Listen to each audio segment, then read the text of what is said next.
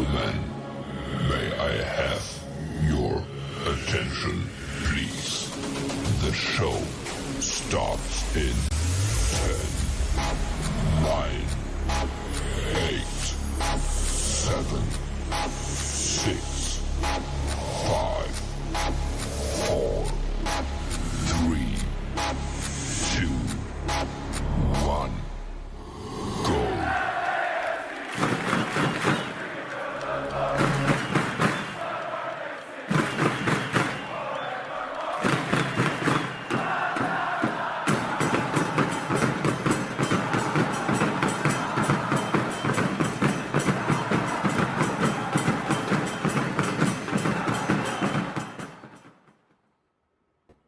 What is up, and welcome to another episode of the Voice of the Black and Gold, your go-to podcast for all things LAFC. And I have my partners here with me, Tony and Andrew. What's going on, guys? We have a lot to talk about, a lot to break down. 2 games over this last week, but there's some big news that came out today. We've seen the incident on the field with Aaron Long.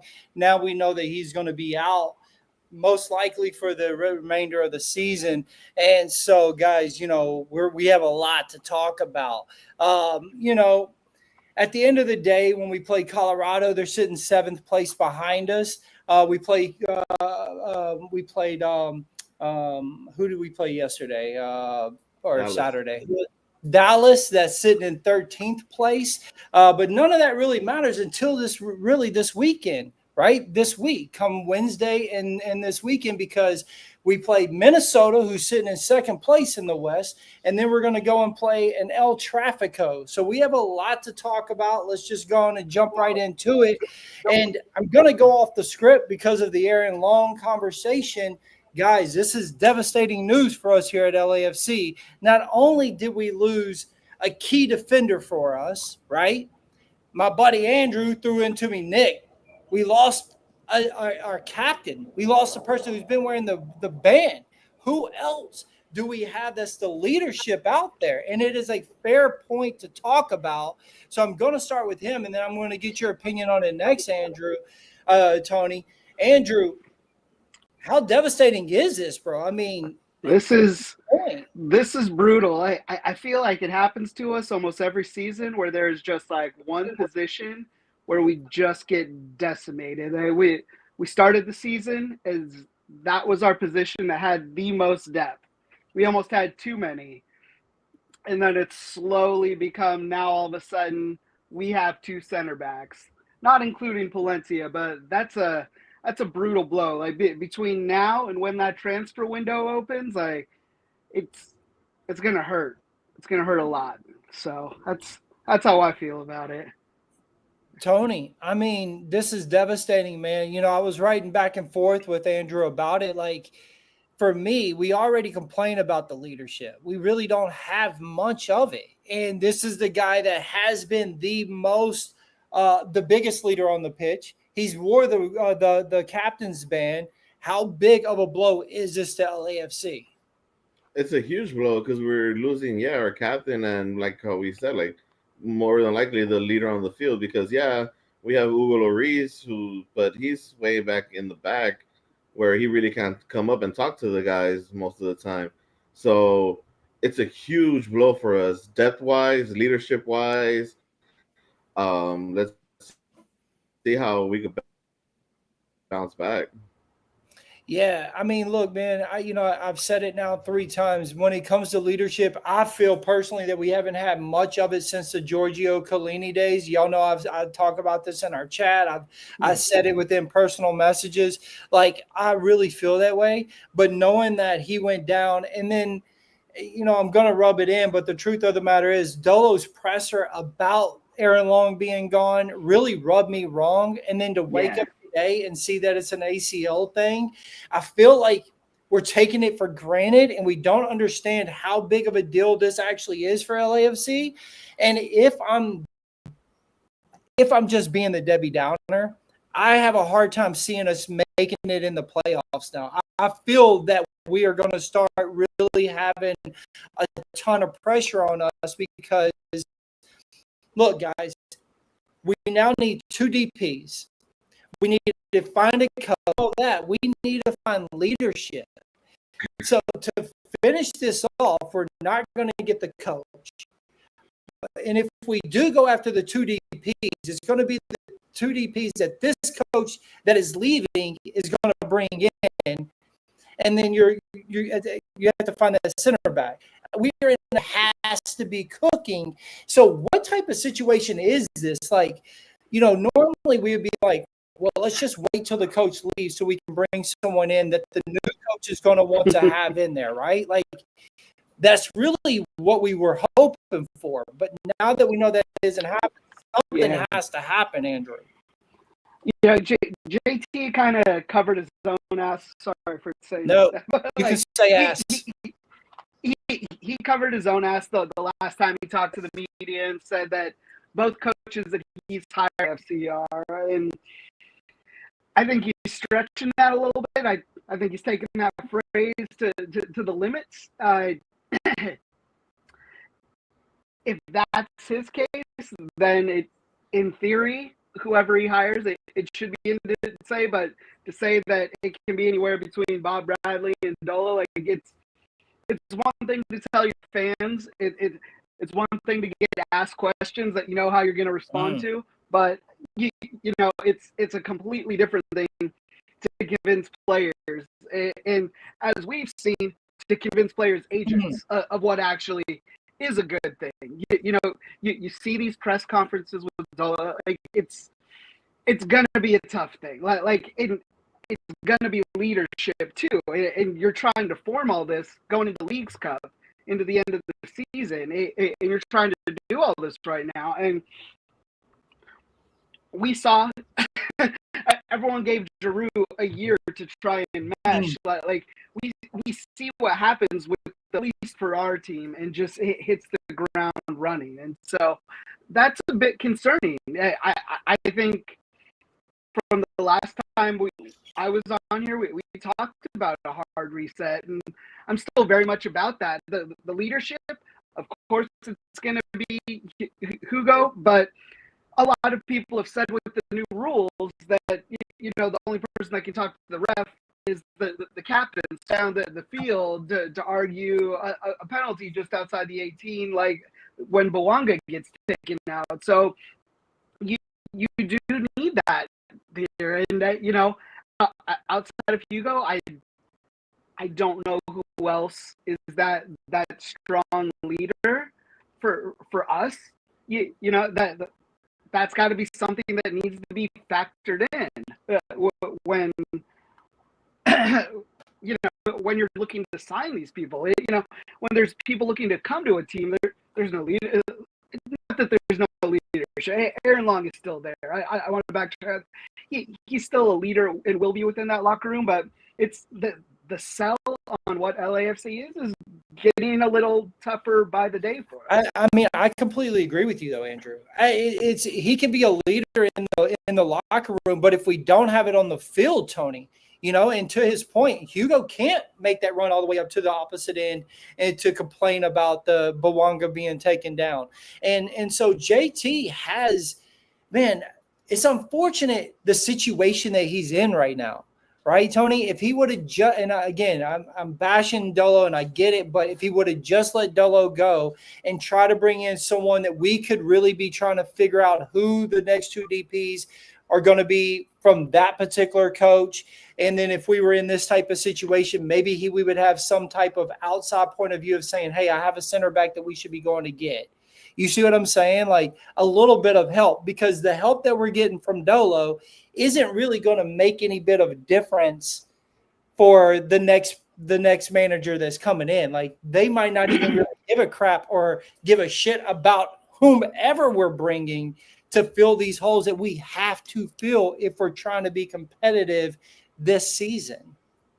Yeah, if you recall a few weeks ago when it was me, you, and Will, we said, is it time to press the panic button for LAFC? It is. It's probably starting to be time to press that panic button now. Right. Because, now it is on JT for him to cook for this summer. If we fail this summer transfer window, we don't sign, okay, we don't have to sign both DPs. Sign one at least. Get that depth back in the in the defense and bring in that strong leader. At least bring that. If we don't do those things, we could throw in the towel for the season because we're not going to get very far in the postseason. So it's really on JT right now. And for his decision to still keep Dolo around, I don't know. We don't know what's going on behind doors. So we just got to wait and see. But I feel like maybe the next person that's not Lloris that could step onto the field would be either between Ryan Hollingshead and Sergi Palencia. You know what? You just made me think of something. This is a great transition for that because that is a good point. If we don't show good now, does he have a leeway, right? So I would say no. I think we have to make the playoffs in order for JT to still, and I hate it because I'm a huge JT fan, but I think people are going to be coming after his head if we don't make the playoffs, right? But do we wait on those DP signings and only focus about bringing in the defense and finding a good leader and then save those DPs for whomever takes over the helm next? That's a question I want to ask you guys. Tony, I'll start with you.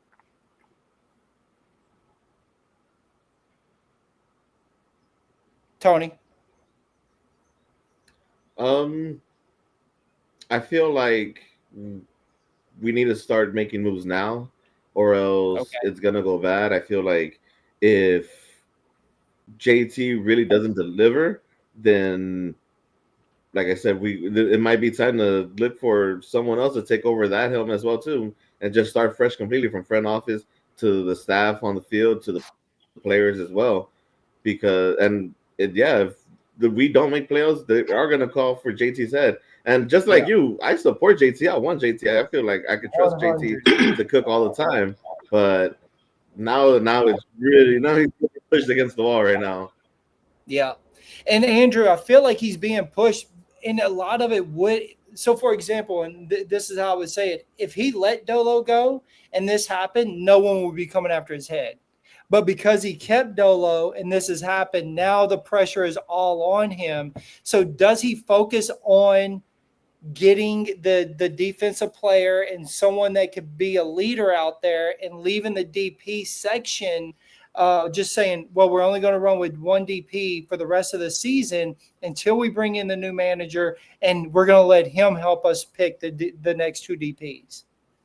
Yeah, I would really love to have JT speak on this a little bit more going into the transfer window, but the longer it goes on, the longer I like my worst case scenario is that it's gonna be Rozov. But if it's gonna be Rozov, just let it be Rozov at this point. Even let him get his bearings and try as an interim coach. Like, at least show that we're still trying to go forward. In the right direction. Signing a defender, it's not a question like how DPs are going to be for us. Like, we need defensive help. We absolutely need depth. Even if we're going to roll with Segura and Safari, we still don't have anybody. And I was saying earlier in the chat, you can pull Palencia, but we don't have any other backs besides Smolikov and Hollingshead. We brought in Yeboah, we brought in Raposo, but Dolo has made it a point to not let them near that defense. They've only been in the midfield. So you would hope, with what JT said the last time he spoke, that the coaching will always fit within the parameters of the roster that he wants to build. So you have to hope. It's all I got at this point, that JT is going to cook with that intention, that they're making moves. We can say that they're being silent, but LAFC is always silent. I'm not going to complain that we don't hear any rumors about it. Who we could or couldn't be signing. I respect that so much about our front office, but I think defense, sure. If somebody from overseas warrants a DP contract to get us through this season, to get us into the playoffs with a chance, because it's all we need is a chance. It's all Carson got last year, and they got it. So, all we need is that chance just to stay in the playoffs. I think a solid defensive signing and unless something happens with the coaching change, as much as I want more DPs, I think it'll be a tough sell to get someone to come right now. No, me too. And Chris, I absolutely agree with him. JT's not going nowhere, and I don't want him to go anywhere. That's the thing. Like, I am a JT fan, dude. Like, I'm telling you, Will and I will talk about it. He'd be like, Nick, as Tony just said, Nick, maybe it's time that y'all just complete. And I'm like, no, dude, JT can do this. Like, I honestly feel like he has been handcuffed, and there's nothing that he can do, but people are going to be asking questions if we don't make it far into the Leagues Cup and if we don't make it into the playoffs, which for me now, if I'm honest, hearing the Aaron Long news, I'm not – and now that I'm about to say it, I hate saying it, but I'm not even really worried about Leagues Cup as much as I am about making it into the playoffs. Like, this is a big problem for LAFC and for the team that we love, knowing that we don't have a guy back there that is our rock. You know what I mean? Yes, Palencia is a great guy to be back there, but we still need Long back there. You know, Aaron has been our rock since he has stepped away, and he really has. And so, I'm like you guys. It would be ideal if JT could do something where he brings in 2 DPs, but it's only for half the rest of the season.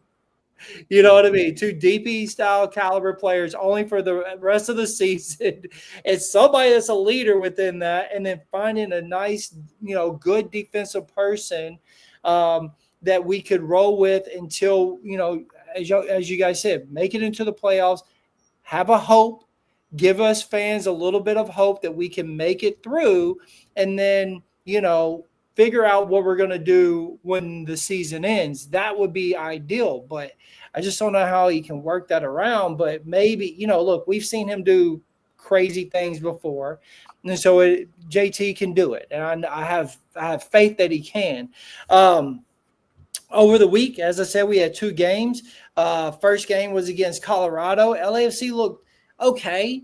I wasn't super impressed with what I seen. Yes, we won the game. I was happy to get the 3 points. Nothing really stuck out to me that I was really, really impressed with.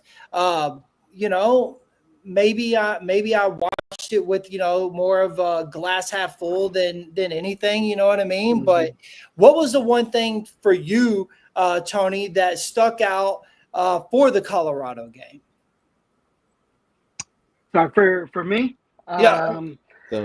Main thing that stuck out for the Colorado game. That's a tough one. I honestly couldn't tell you.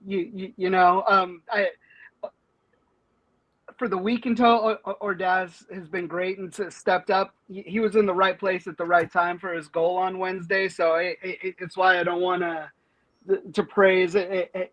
It's an amazing play, but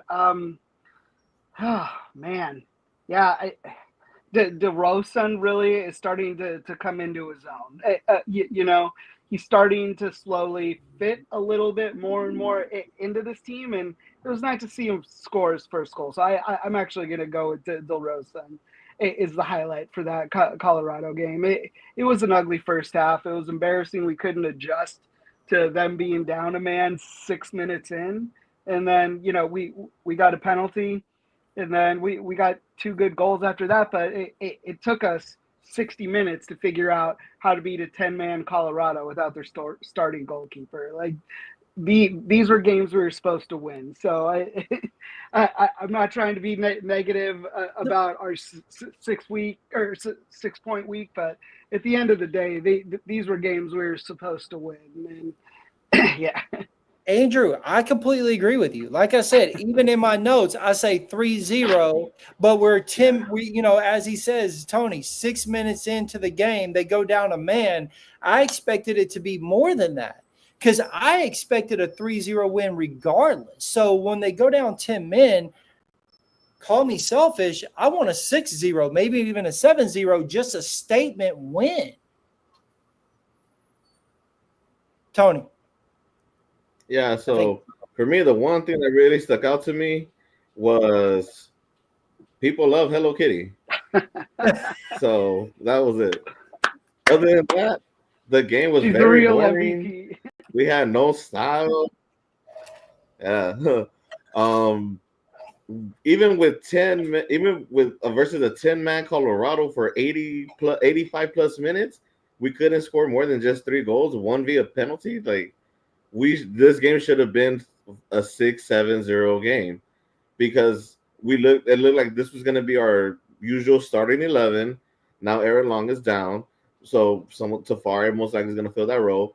Other than that, we didn't do anything. Like, yeah, DeRozan, he's somewhat coming too, but I'm still not impressed. I feel like there's certain runs that he should have made. I saw him and Tillman argue a little bit. Tillman's telling him to make a run. DeRozan's telling him to go to the other way. So I don't know what the miscommunication there. Ordaz, I've been critical about him since preseason. I said it that this kid is going to be it. He's showing it now. So that I would say Ordaz is the one that stood out for me. Well, y'all did my job easy because going into it, Ordaz also scored in the Dallas, so we got to see him score 2 goals. Yes, Denis scored also, but they're both on penalty kicks, so I can't put too much weight on that. You know what I mean? Like I just can't put. It's like, and to be fair, as Andrew said, he would. Ordaz was in the right place at the right time to get that 1 goal also, so it sort of just fell on his lap. But that's easier to be. It's harder to be right in the right area for that goal as it is to be like, I drew a foul. Now I'm going to have a one-on-one kick for a penalty. You know what I mean? Like I'm just saying, he's bringing more to the team right now than Denis is. And look, Denis is working hard. He's getting double, triple team. I see this. But if you're asking me who is the best player on the pitch right now for LAFC, it has to be Ordaz, because he is working hard. He's doing everything that he can to try to be a top player. Is it enough? I don't know. If I'm honest, because I still can be critical about some of the things. And then when I'm looking at the Dallas game, 2-0, look, we won 3-0 against a 10-man within 6 minutes, but we didn't do anything in the first half, as we just said. And then we go and we play against Dallas, who's sitting 13th, and we only have a 2-0. I was even less excited about the game, if I'm honest. Like it wasn't, it just isn't entertaining football, soccer. And I hate to talk about it because I say it so much, but the beautiful ball that Bob Bradley used to talk about, I freaking miss it, fellas. I honestly do. And I used to cringe when Bob would be in his press conferences and say, oh, the beautiful ball. It used to get on my nerves. Now all I want to do is see beautiful football. It's crazy because it's so unattractive soccer that we play. And it's so discoordinated. It's like from the back line to the front line is not in sync. We are not on the same page at times. And our defense really does save us a lot of these games. And that is why also I am so concerned about the Aaron Long thing. Andrew, tell me something that stuck out to you for the Dallas game. So first with Dallas, to touch on Dallas for a second, Lucho Acosta didn't even start that game. He didn't even come into the 70th minute. So that was a whole other aspect with playing Dallas. In Ordaz stood out to me. I'm someone that I love Ordaz. I've been a little critical of him sometimes. I did feel at a certain point more than others that Giroux had to figure it out, but to score goals like that, the kids just come in and stepped up, and every opportunity he's been given, he's showing the consistency that he didn't really have last year, or just being homegrown. And as long as he's a homegrown, he's overperforming. As long as he's on that homegrown contract for us, build around that until we have to pay him or inevitably have to trade him for money. That's exciting to me. That was good to watch. I will still give Dilrosun a little bit of credit. You know, you're coming into a brand new system for less than a month that you're playing with this team. I said it earlier in the week that like it looks almost like when we brought in Bale and like him and Vela would like run the exact same routes like 10 feet apart from each other, and just they were like each other's shadows. And I see that a lot with Dilrosun, just kind of finding his way. The way our god awful tactics and system works out now is we just pass it around in a U shape and it goes out wide. And you see Dilrosun just he floats into the middle a little bit more than what our wingers do, and it is causing some spacing issues for Tillman and stuff. But he's someone that the last thing I just wanted to touch on with that is Bouanga, those penalties. The way we play by design, we should just assume that we're getting a penalty from Bouanga taking and dribbling and just trying to run past the four people that are defending him. Not that there's anything wrong with that. He still gets through. He still scores penalties. But, like, I just at this point expect a penalty. Like, whatever else happens besides the Bouanga penalty is what, like, I try and subtract it out of, like it was a 1-0 victory then. Like if you take a penalty out, Ordaz was a bright spot. Palencia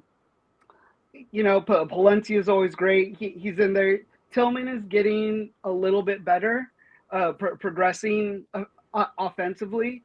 He was having a bit of a rough patch. He didn't start very well to this year, but the critical thing I have to say is just the way we play defensively and the way we're just consistently passing it back to defenders. Like we spend more time passing it in our own 18 amongst the defenders, than actually progressing the ball. Someone will make a beautiful pass and they'll make a run all the way down to the corner, and then they just turn around and pass it right back to Jesus. So we'll pass it back to Segura. We'll pass it to Long. We'll pass it to Palencia. And, it's just, they do that 23 times a game, and you're like, okay, so what one of those eventually gets through, and that's kind of Dolo's mentality. Like, what one of those times. So like, it was an ugly game, and a win's a win. But these are games we should have won, in my mind, and they're games that we should have dominated. And yeah, that's my piece on Saturday. When I tell you, you're literally speaking words out of my mouth, bro. Like I cannot complain about how much that I seen that. Literally during the Dallas game, I'm like, oh my God, dude, you could forward pass right there. Perfect opportunity for a beautiful pass up front. And we're moving the ball so great. And then boom, it goes back again. And I'm like, why are we going backwards? Like, it doesn't make any sense.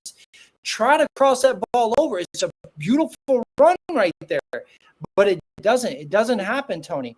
Chris says, well, we don't have anyone in the midfield that can consistently carry, progress, and be dangerous. And this is absolutely true. That is the problem. And honestly, I thought it was Tillman, and he is. He's on a little bit of a slump right now because there is some type of disconnect with a lot of stock on Tillman in the midfield. He is our strongest midfielder right now. Tony, do you have anything to add about where we are with Dallas, or what you've seen from Dallas, or any highlight that you thought stuck out to you for Dallas?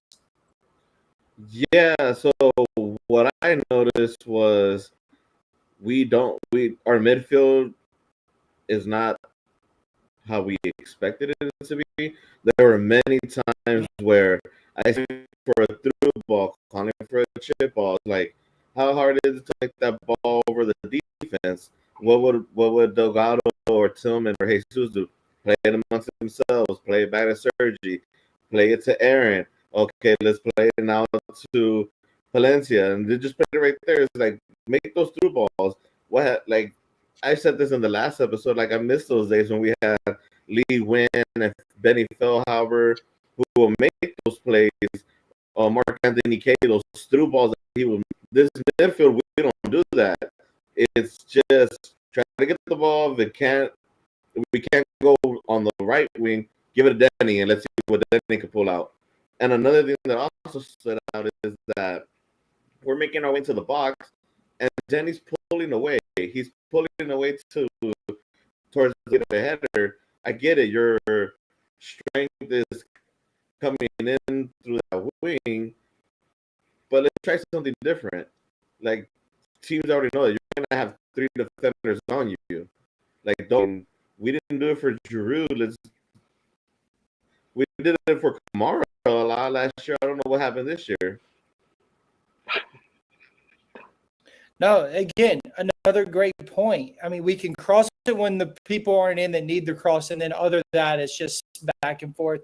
And, to both of your points, I did see them calling for the ball, and then they're making that run and for it to come back. And you're like, what the hell are we doing?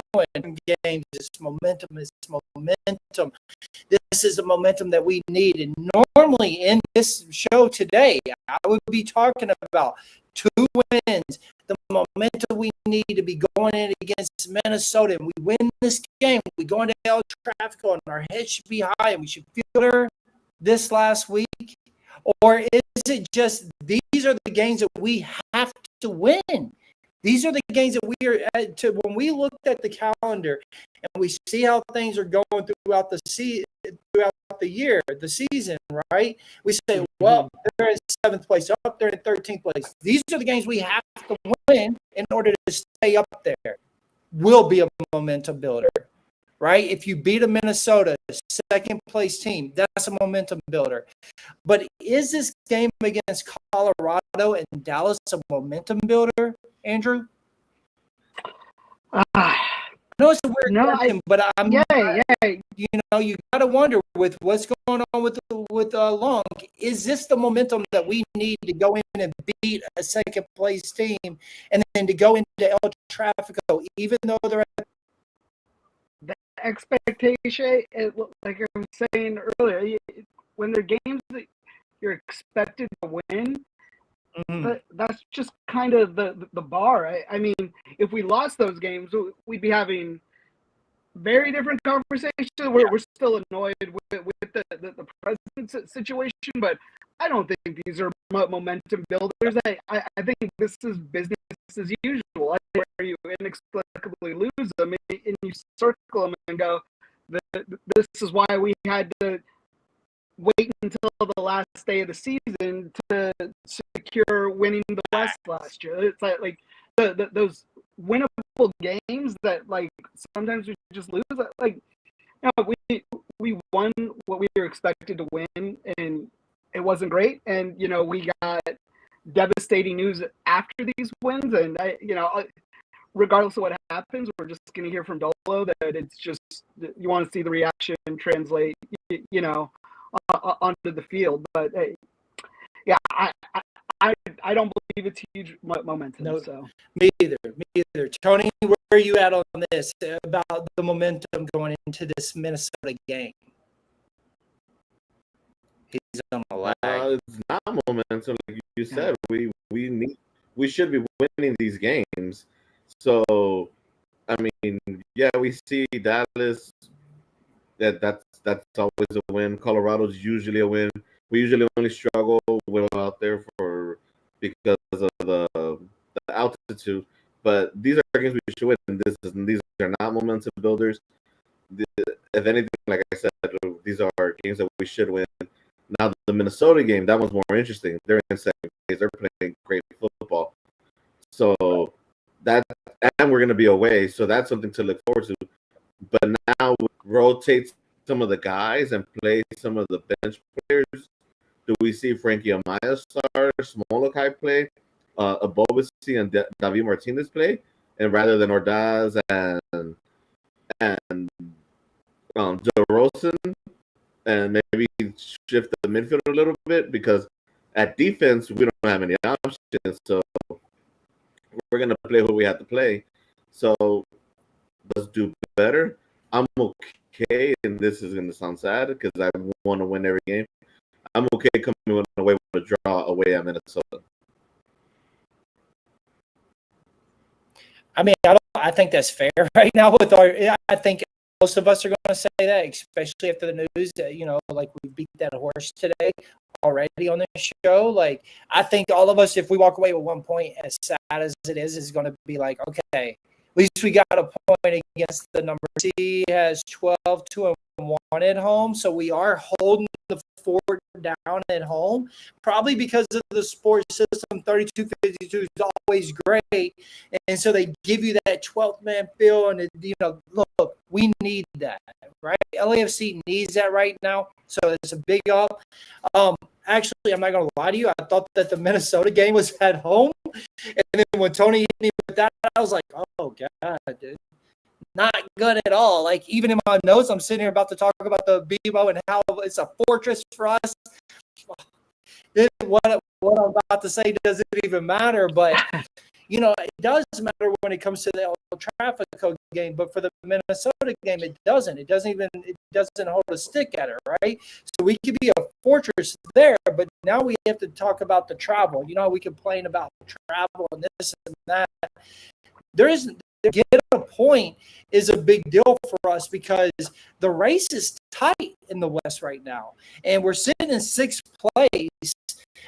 Easily could be dropped down, very easy, man. I mean, this isn't like we're just running away with it here. We have 32 points with us. You know what I mean? So if we screw up, we're now at the line of not making the playoffs. Of course, we have more games to play, but just an example, San Jose has 28 points. Austin has 27. Both of them are also on the roll of starting to get their groove back. So points. And yes, 1 point away will be fine, but then turn around and play in the El Trafico. That has to be a 3-point win right there. So we're hoping for another 6-point week, or at the least 4, right? Like, we cannot do anything less than that. If that is not a good week for LAFC, like, that becomes a problem. Andrew. This is a brutal next couple weeks. Minnesota is a good team. El Trafico, and then you said Austin, who beat us at our fortress, and San Jose, who's as good as they've been since we've been around. Right? And with this injury, we have 5 defenders on our roster right now that are healthy for 4 positions. Not just like 5 that can play, like literally on our bench, there's going to be 1 player, Smolikov, the way it stands. But like, we are going to limp into this tournament, right after these games. Even if we get somebody in, if Chanel's going to be okay, if poor Lorenzo, he was making his way back, and then I don't know what the setback was, but I don't know if it's worth risking them, but like something tactics have been what I feel sometimes our weakest link, at least one half of the field, most of the time. We can debate if it's the midfield or not, but for me, I do feel it's defense. And now the heart of our defense is gone. That's a scary thought. It's a scary thought playing a somewhat healthy Carson, a somewhat healthy Austin, and a healthy San Jose after we play Minnesota. This is a very, very critical time. A lot of things can be in motion, but we have a harsh reality of the next couple weeks coming up. I'm not saying I don't think we can win. I just think, like, once the dust settles from this news today, it's gonna have like an oh shit moment, going forward with this. I mean, Tony, he's speaking nothing but facts right now, because as I said, we have Portland that is sitting above us, right? I said at 33 points, okay? That's who we play after Carson, right? Yes, Carson is down at the very bottom, but they always show up to play LAFC. Like, it's a no-brainer. Like, they could be playing the worst game but they give us a run for our money. They show up for El Traficos. Right. And then Wednesday, we're playing the number 2 team, Minnesota. And as Chris said, it's going to be rough. It's going to be rough to go to Minnesota and win. I mean, first of all, like, they are playing very good ball. And here we are having devastating news about losing a defender. Like, we have a lot to figure out in a little bit of time. And then you're hoping that you get this win or even a point, to your point, Tony. And then you're going to go into El Tráfico and leave there and go play a team in the Timbers who's above you right now. Like, we have a hard road ahead of us. Yeah, and not just that. I mean, I'm looking right now at the calendar. We have 10 games. I mean, 3 games in 10 days. And then after that, we're jumping straight into Leagues Cup, where those games are every 2 to 3 days. So if we are going to make moves, we need to make moves soon, quick, and fast, because we're going to be rotating constantly. This gives me flashbacks back to COVID and the MLS back tournament, and when we had to play every 3 games and we rotated. And look what happened to Carlos. Carlos was injured, came back, and injured within the first 20 minutes again. So, like Andrew said, do we really want to risk Lorenzo and Chanel? Probably not. We got to ease their way back in. So we need to make those moves quickly. And I'm still looking at the calendar right now. We have a jam-packed schedule the rest of the season. I don't think we're having a week off, even during international breaks, because we had so many rescheduled games. So we need that depth, and we need it soon. Just like you said, when we're playing Carson this weekend, and they always play their best, or they try to play their best against us all the time. But I feel like that's every team. Every team that comes to LAFC, this is their MLS Cup. This is, if they win at LAFC, they could take 3 points away from BMO, then that's the highlight of their season probably. But it's a little more when it comes to El Tráfico. So that's a game that we need to win. We have to win that game. Mm-hmm. With them being at we have to win that game. There is no ands and buts about it, bro. Like, to your point, Tony, that will be their highlight, because they aren't playing well. And as Chris just said, Carson's been playing better. Also, Payne still got him off the mat. I mean, he's back on the pitch, so they're getting one of their top players on there that's putting in work. So, I guess my next question would be is, we talked about Minnesota and El Tráfico coming, but then y'all both brought up the Leagues Cup. Do we sort of take off Leagues Cup a little bit, not put so much focus on it, and seriously try to build to be able to make it to the end of this season? Or do we just really try to win that and just know we're putting all our foot forward for Leagues Cup, really going to run after it, and then just say, well, the season's done for us. We'll come back next year and be better? Andrew? I think we'll know at the end of this 2-week stretch, which route we're gonna go with this. If we just biff it and lose almost every game, but the Carson one, it's gonna put us in a bad spot. And I think I think JT, I think whatever coach is actually having input on it now, we'll have to take a hard look at do we roll with what we have to get some kind of trophy? And I don't think I could answer it until we get through at least this week, because it like I said, it'll be very telling what we need to do at that point. I mean, very fair, right, Tony? This week is going to tell us so much about what mentality we have on the field, what mentality we have in the locker room, how we're going to approach this, because we're going into uncharted territory. And as you said, it's about to be real packed. I mean, as you said, I'm looking at the calendar. Yeah, we got a USL team that we first play. And then after that, it's smack into playing, two heavy hitters from Liga MX. Yeah, me personally, I would prioritize Leagues Cup. Maybe not even to win it, just to finish top 3. Because now that'll help JT as their selling point. Hey, man, whoever we're trying to recruit, hey, we got Champions League next year. So you can come here, play MLS, and play CONCACAF Champions Cup. Whereas it'll be much harder if we're not in Champions Cup next season. So I'm already thinking next season. Am I throwing in the towel for this season? Not just yet. I still feel like we can probably do something, but looking at forward until next season already, if we don't have Champions Cup, that's going to be a hard sell for whoever comes into to this league. So I feel like I want to prioritize the Leagues Cup, not just because me and my boys, they always give me crap because I always blow smoke and I always say MLS is better than Liga MX, and but then come to the every tournament they always win the Champions Cup. Yeah, we won Leagues Cup. MLS has won Leagues Cup, but they won where it really matters. So I want to shut them up. I want an MLS team to go next year into the Champions League and win that cup. And I want it to be us, if I'm being honest. I want to go back to that Club World Cup. That was such a fun experience.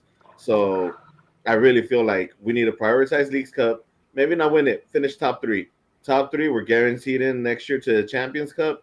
And hey, it helps JT a little bit better where you're not just selling Los Angeles, you're selling the stadium, you're selling the fans, and you're selling Champions League. I mean, Andrew, I think he just convinced me. I mean, I think he just showed me the way, bro. Like, honestly, I was thinking about this wrong. I was thinking you take off and then you figure it out. But that's a great point. Any coach is going to want to come and coach a team that's going to be in there. Players are going to want to be on a team that's going to be competing in that tournament. So that is a great point. You put everything towards Leagues Cup, and then you try to at least make it to the top three so you can get in the tournament. And whatever happens else, you have to wash your hands and be like, at least we got this. This is what we got for next year. Let's start building now. Yeah, it feels like it's going to be the move. I was convinced with that speech. I definitely was there. It all comes back to Dolo at the end of the day. We got to figure out selling points around this guy, and that would be the best path. I just hope we can get people in and gelling and being convinced to buy into the system that's failed a lot of offensive players that we've brought in. And well, we're not going to get anyone for Leagues Cup though, right? Like, there's no possible way we get a player for Leagues Cup, is there? There's a chance. I mean, why not? I mean, maybe there's a free agent that wants to make that move already. And yeah, I would think it has to be a free agent because you have to have the roster set. Because I believe that this is what happened to Giroud last year, was that the roster had to be sent in before those transactions could be made. Okay, yeah, because for some reason I was under the impression that we can't do it until after, or anyone that we did get brought in, they won't be qualified. I guess the word is qualified for the Leagues Cup, but they'll be ready for the beginning of the rest of the season. Maybe I'm wrong, and maybe it is the Giroud thing that you were talking about. Like, we need to have it in before. I don't know enough on that to speak. Chris says no way. But, I'm thinking we might just be rolling with what we have here, gentlemen. You know what I mean? And that's a scary thing. But to Tony's point, if we just put our heads down, focus on getting at least third, not trying to have a loser mentality, but focus on getting third, let's at least get the tournament that we're looking for next to be in our corner. You know what I mean? And that's just where, because I don't know who can we get to come in a week, be able to be gelled enough to play with the team. I mean, we know how Dolo does. Yeah. He doesn't play anyone right away.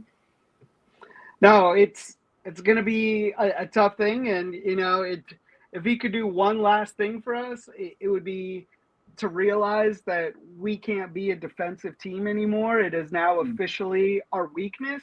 It is where we're lacking. The ball can't come from out back. We have to be progressing the ball forward. Relying on backups is our center backs and having them, the flow of the game go through them.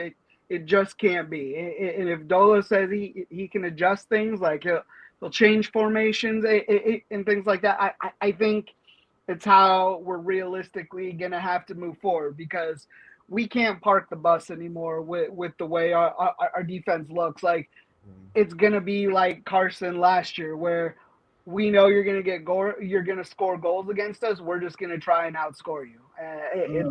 It's unfortunately like where we are. Luckily, we have a great keeper, but yeah, I think a shift in that, maybe JT can have a chat with him if he's allowed to. I don't know who's allowed to talk to Dolo anymore, but if JT can have a talk with him, maybe he could give some perspective on what we need. I mean, it's a fair point, right? We know that nobody can go in there and ask any of these questions. So hopefully JT, the president, can go in there and at least say, hey, man, let me ask you this. Can we get Daniel, by the way, get the third place on the League's Cup, Tony? Is there anybody that you want me to bring in, Dolo? Oh, my bad. PR said I can't ask you that. Boom. Tony, no, seriously, man. Bringing someone in right now just doesn't seem like that's the move that we can do, right? Like, it just doesn't seem. It seems like we've got to keep it with the team that we have right now. And is this a team that we could get past to the third place? That's definitely up to see what happens in this next week, to what you guys said.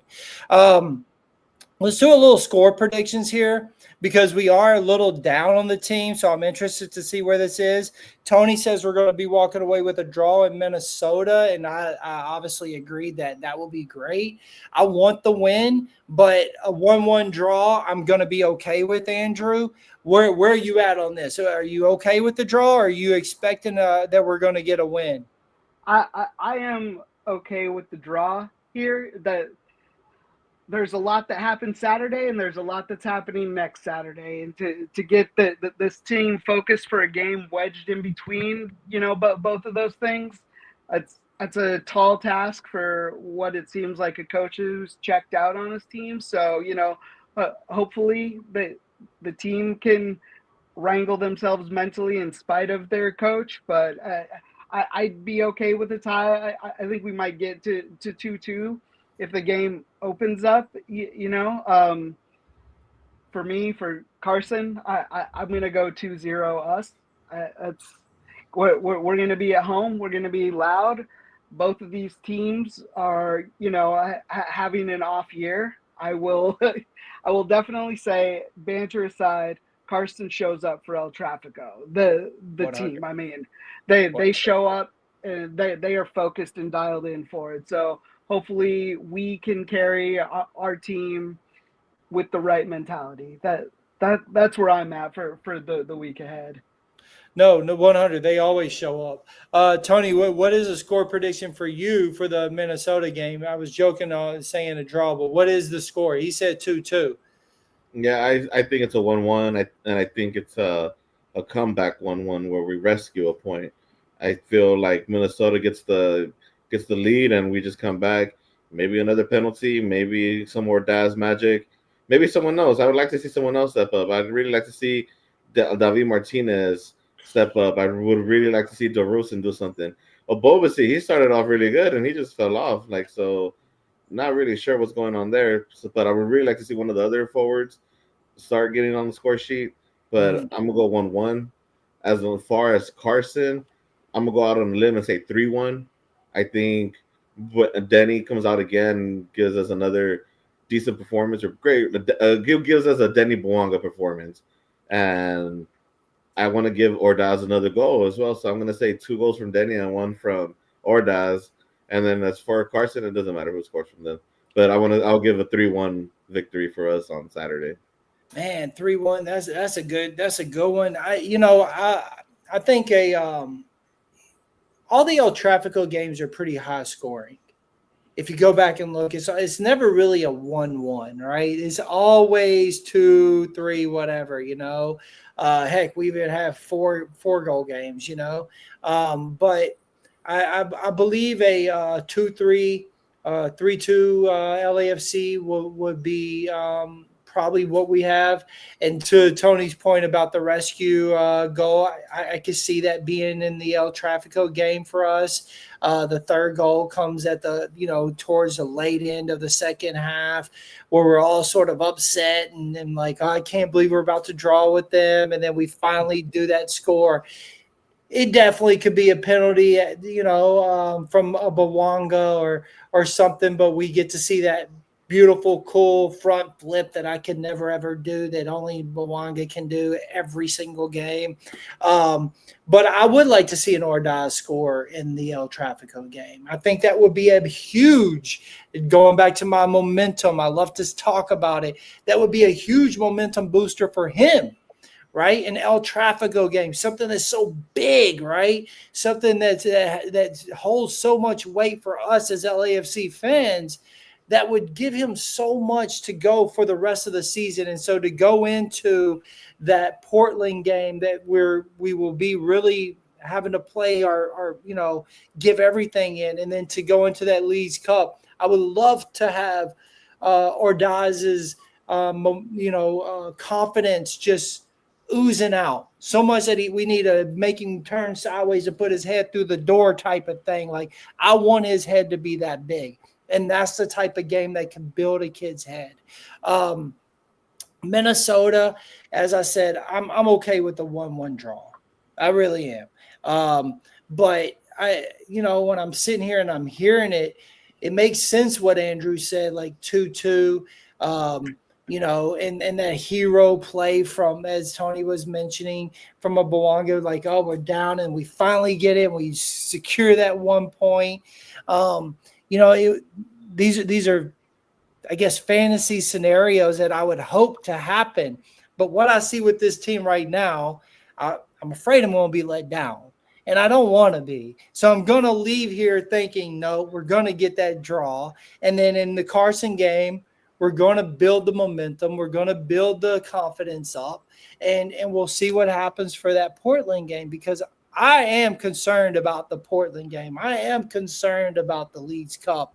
And now I'm even more anxious about Leagues Cup because Tony has now sold it to me. And I feel like all we have to do is win Leagues Cup, right? Where in this show at the beginning, my notes did not tell me I'm worried about Leagues Cup.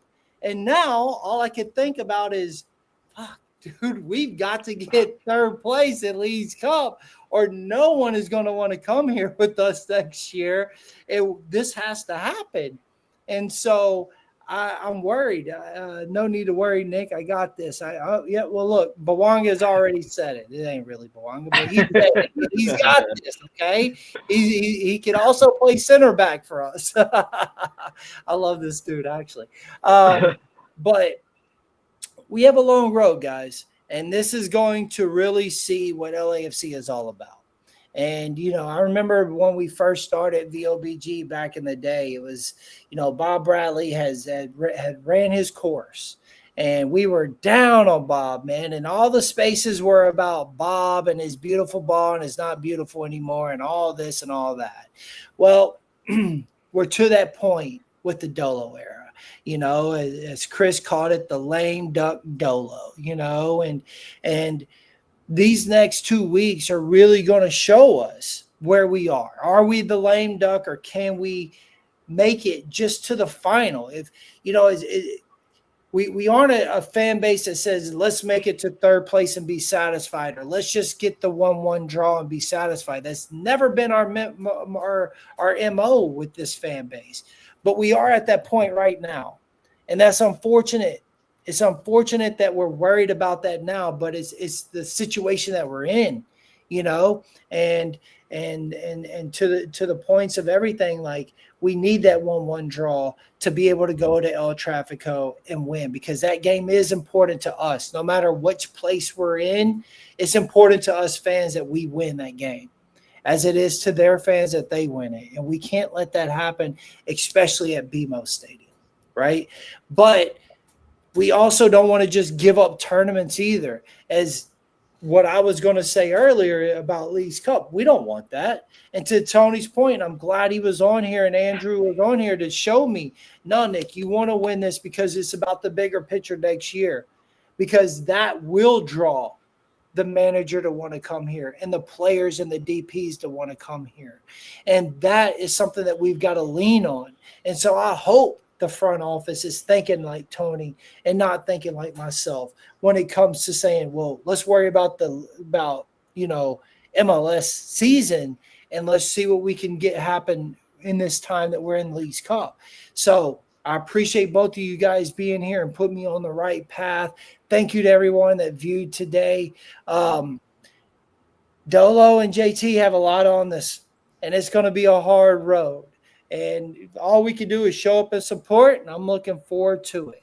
But it's going to be a hard one, and the chat is going to be crazy, guys. It's been crazy the last few games. All of us have been just, if you're new into the chat, you're like, dude, these guys are so Debbie Downers. And when it's good, we are very high. But when it's bad, we speak the truth, and it isn't for everyone.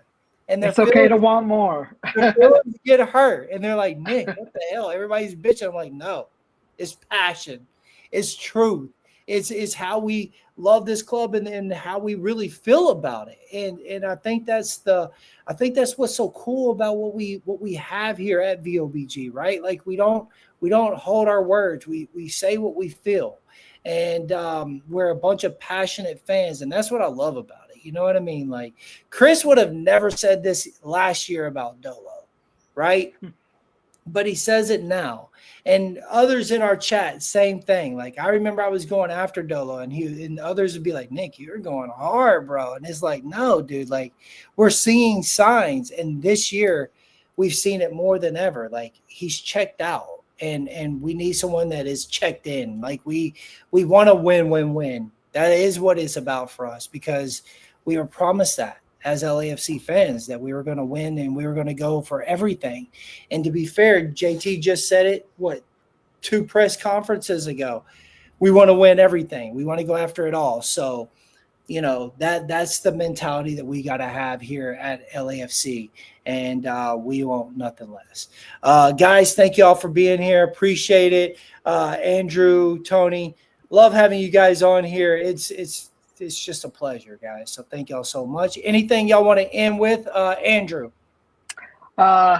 Free Daniel, Dolo out. And on top of that, I just want to give a shout out to David Martinez on Saturday. He was this close to a banger of a goal. He hustled, he broke away, and it hit the crossbar like so loud. But he put in some hustle. We've been a little down on him for not hustling and not really coming through, and he's responded well to it. So I'm happy to see that, and hopefully those goals will go in next time. I'll see y'all in the chat. I've been one of the worst on him. I'm not gonna lie to you. I've been hard on Martinez, Tony. Me too. I've been hard on him. No, same. I've been hard on him myself. It's just like this kid is supposed to be the gem, La Jolla, and like I don't see anything, bro. Like you're just another player. You're just another winger as far as I'm concerned right now. That goal that he missed was pure hustle. Like it was pure hustle. He should have had it. He really should have. But I needed it. I needed that hustle because I was even further down on him. Like, yo, why stop walking, bro? Hustle. Let me see some grit. Tony, you got anything you want to leave with before we get out of here? Well, I'm not sure if any of the players watch, but Aaron Long, wishing you a speedy recovery. Hoping you come back 100%, 110%, maybe even next season. Dolo out. That's it. Really. Fuck Carson. Right, there it is. LA still black and gold. Dolo out. Let's go.